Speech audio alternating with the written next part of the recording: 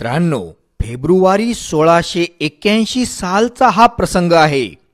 छत्रपती संभाजी महाराज बुऱ्हाणपूरची स्वारी आटोपून परत रायगडाकडे निघालेले होते. हजारो जनावरं त्यावेळी मिळालेल्या संपत्तीच्या ओझ्यानं वाकून गेलेली होती. सुमारे 2.25 कोटी रुपयांच्या किमती एवढी संपत्ती स्वराज्याला बुऱ्हाणपूरमधून मिळालेली होती. त्या काळी शुद्ध सोन्याचा भाव हा 1400 ते 1500 रुपये प्रति किलो होता. यावरूनच तुम्हाला ही 2.25 कोटी रुपयांची संपत्ती किती प्रचंड मोठी होती ह्याचा अंदाज येईल. अगदी ढोबळमानानं सांगायचं झालं तर आजच्या हिशोबानं ही संपत्ती म्हणजे सुमारे 7,000 कोटी रुपयांच्या आसपासची होती. अर्थात $1 बिलियन इतकी होती. मित्रांनो, कुठल्याही युद्धासाठी आर्थिक बाजू भक्कम असणं गरजेचं असतं. युद्ध साहित्य, युद्ध सामग्री प्रचंड महाग असते आणि युद्ध लढवणं म्हणजे फार मोठ्या खर्चाचं काम असतं. आजही एका बोफोर्स तोफ गोळ्याची किंमत ही जवळपास 1 लाख रुपयांपासून 5 लाख रुपयांपर्यंत असते आणि कारगिल युद्धामध्ये आपण जवळपास 2.5 लाख इतके बोफोर्स तोफगोळे दागलेले होते. यावरूनच तुम्हाला युद्धात कसा पाण्यासारखा पैसा खर्चावा लागतो हे लक्षात येईल. आलमगीर बादशाह औरंगजेब 5-6 लाखांची प्रचंड फौज घेऊन दक्षिणेत चालूनच येणार होता आणि त्यामुळे दख्खनमध्ये एक मोठं महायुद्ध भडकणार होतं. आणि अशा वेळी स्वराज्याला लक्ष्मीची, पैशांची फार गरज होती. जर छत्रपती संभाजी महाराजांनी ही बुऱ्हाणपूरची मोहीम काढली नसती तर स्वराज्याला मुघलांच्या प्रचंड मोठ्या लाखोंच्या फौजेशी लढणं फार अवघड बनलं असतं. आता एवढी प्रचंड संपत्ती स्वराज्यात वाहून नेणंही फार अवघड होतं. म्हणून संभाजी महाराजांनी साल्हेरीच्या सुरक्षित किल्ल्यावर निम्मी संपत्ती ठेवण्याचा निर्णय घेतला आणि उरलेली सगळी संपत्ती घेऊन ते आता रायगडाकडे निघाले होते. आणि रस्त्यात महाराजांचं लक्ष मार्कंडेय पर्वताकडे आणि त्या शेजारी असणाऱ्या सप्तशृंगी पर्वताकडे गेलं. या पर्वतावर शिंगासारखे 7 कडे आहेत म्हणून ह्या पर्वताला सप्तशृंग पर्वत असं म्हटलं जातं. इथंच महाराष्ट्रातल्या 3.5 शक्तिपीठांपैकी एक अर्धपीठ म्हणजे सप्तशृंगी देवीचं मंदिर आहे.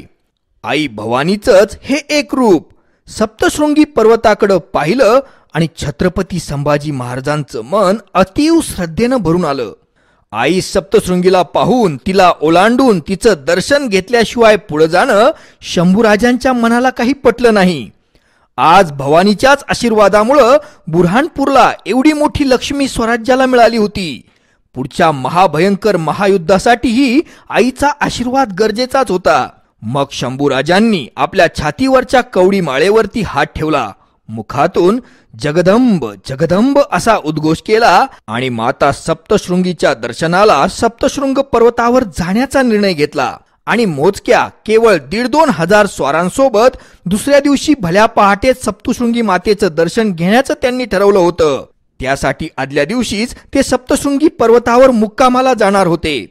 आपल्या सोबत असणारी सगळी बुऱ्हाणपूरची संपत्ती त्यांनी आपल्या मुख्य फौजेसकट पुढे रायगडाकडे रवाना करण्याचा आदेश दिला. जेव्हा छत्रपती संभाजी महाराज सप्तशृंगी गडावर दर्शनासाठी येणार आहेत हे कळालं तेव्हा सगळ्यात जास्त आनंद झाला होता तो बुऱ्हाणपूरवरून आलेल्या 5-6 अहदी मारेकऱ्यांना. मित्रांनो, औरंगजेबानं आपल्या प्रत्येक मुघली लष्करी ठाण्यावर अत्यंत घातक असं मोजक्या अहदी मारेकऱ्यांचं पथकही ठेवलेलं असायचं. हे अत्यंत प्रशिक्षित, अत्यंत बुद्धिमान, वशांतरात पटाईत असणाऱ्या मारेकऱ्यांचं घातपात करण्यात तरबेज असं पथक असायचं.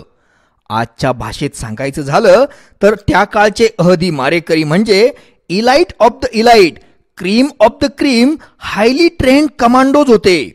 शत्रूच्या अगदी गोटात आतवर घुसून घातपातानं शत्रूचा खून पाडणं हे अहदी मारेकऱ्यांचं एकमेव लक्ष असायचं. महाकपटी औरंगजेबानं कित्येक युद्ध अशी न लढताच केवळ अहदी मारेकऱ्यांच्या मदतीनंच जिंकलेली होती.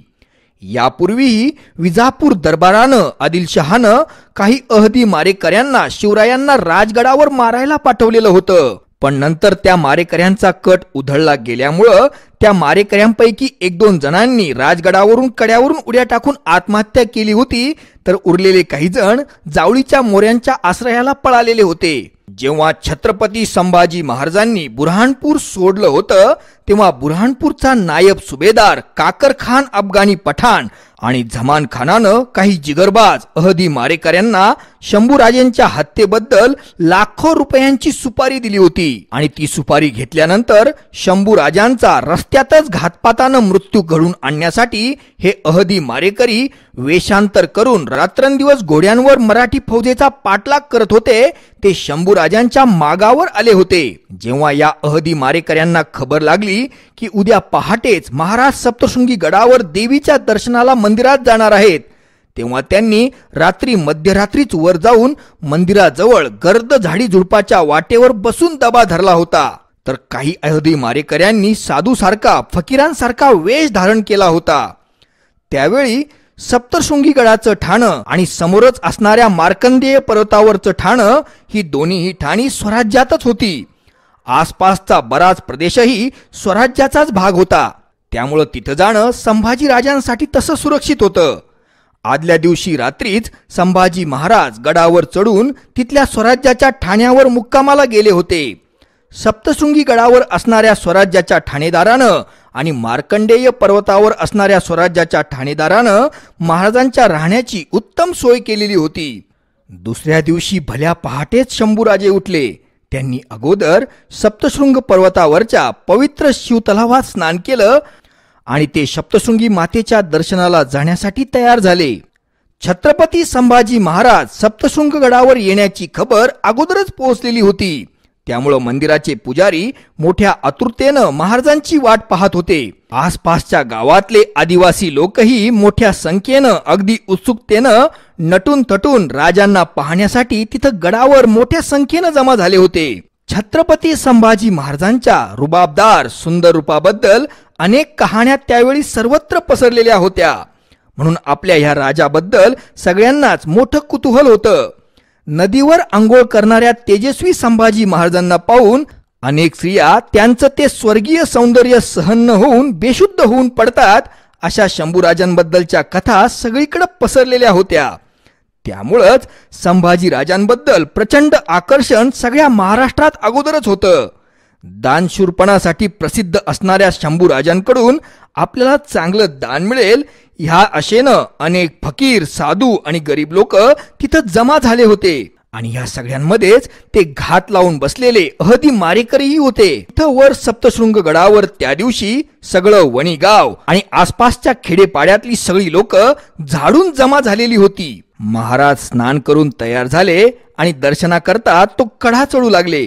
जमलेले लोक रांगेत उभं राहून महाराजांना फटाफट मुजरे झाडत होते. आपल्या राजाचा रुबाबदारपणा आणि त्यांचं ते स्वर्गीय सौंदर्य पाहून त्यांच्या तोंडाचा आ वाचलेला होता. शंभूराजांचं ते मोहक रूप आपल्या डोळ्यांमध्ये ते साठवून घेत होते. तर शंभूराजेही मोठ्या प्रसन्न मुद्रेनं स्मितहास्य करीत त्या मुजऱ्यांचा आणि रयतेच्या प्रेमाचा स्वीकार करीत कढा चढू लागले. मित्रांनो, सप्तशृंगी देवीचं मंदिर हे सप्तशृंगी पर्वतावर असणाऱ्या कड्याच्या मध्यावर आहे आणि तिथं जाण्याच्या रस्त्यावर करवंदांची आणि झाडाझुडपांची गर्द वनझाडी होती. रस्ता बराच चिंचोळा होता. त्यामुळंच अहदी मारेकऱ्यांकरता घात करण्यासाठी ही चढणीची जागा अतिशय योग्य ठिकाण होतं. शंभूराजे मोठ्या भक्तिभावानं आणि श्रद्धेनं मंदिराजवळ येत होते. कड्याची एक एक पायरी चढत होते. तिथल्या चिंचोळ्या रस्त्यामुळं शंभूराजांमध्ये आणि त्यांच्या अंगरक्षकांमध्ये काही पावलांचं अंतर पडलं होतं. आणि नेमकी हीच वेळ अहदी मारेकऱ्यांनी साधली. फकीराच्या वेशातल्या मारेकऱ्यांनी आपल्या कफनी आड लपवलेल्या आखूड तलवारी उपसल्या आणि महाराजांवर अचानक हल्ला चढवला. दिन दिन अल्लाहू अकबरचे नारे देत झुडपात दबा धरून बसलेल्या मारेकऱ्यांनी महाराजांवर चाल केली. सह्याद्रीच्या या नरसिंहाला 5-6 भटक्या कुत्र्यांनी भुंकत भुंकत घेराव घातलेला होता. संभाजीराजे आता बेसावध असतील आणि आपण क्षणार्धात त्यांचा खात्मा करू असं त्यांना वाटलं होतं. पण शंभूराजांच्या चपळतेनं त्या अहदी मारेकऱ्यांचे सगळेच अंदाज चुकवले. डोळ्याची पापणी लवते ना लवते तेवढ्याच वेळात निमिषार्धात सावध शंभूराजांची तलवार सर्रकन उपसली गेली आणि अगदी वीज कडाडावी तशी कडाडली. शंभूराजांच्या सनासन फिरणाऱ्या तलवारीनं 2 अहदी मारेकऱ्यांची मुंडकी क्षणार्धात धडावेगळी झाली आणि हे इतकं विलक्षण वेगानं घडलं होतं की बाकीच्या अहदी मारेकऱ्यांना काय झालं हेही कळालं नव्हतं आणि बाकीचे अहदी मारेकरी गांगरले. पण सह्याद्रीच्या या रौद्रसिंहानं शंभूराजानं त्यांना सावध होण्याची ही संधी न देता त्यांच्यावर जोरदार हल्ला केला आणि तेवढ्यात महाराजांचे अंगरक्षक धावत वेगानं पुढे आले आणि त्यांनीही त्या अहदी मारेकऱ्यांवर जोरदार चाल केली. महाराजांचे अंगरक्षक चिडलेले होते. त्या चिडलेल्या अंगरक्षकांनी त्या सगळ्याच्या सगळ्या अहदी मारेकऱ्यांचा अगदी बारीक बारीक खिमा करून टाकला, कत्तल करून टाकली. आपल्या प्रचंड सावधपणामुळं, विजेच्या चपळाईसारख्या हालचालींमुळं आणि सप्तशृंगी मातेच्या कृपेमुळं शंभूराजांच्या अगदी केसालाही जरा सुद्धा धक्का लागलेला नव्हता आणि माता सप्तशृंगी भवानीनं शंभूराजांना एका वेगळ्याच अनोख्या रूपात जणू दर्शनच दिलं होतं, त्यांचं रक्षण केलं होतं.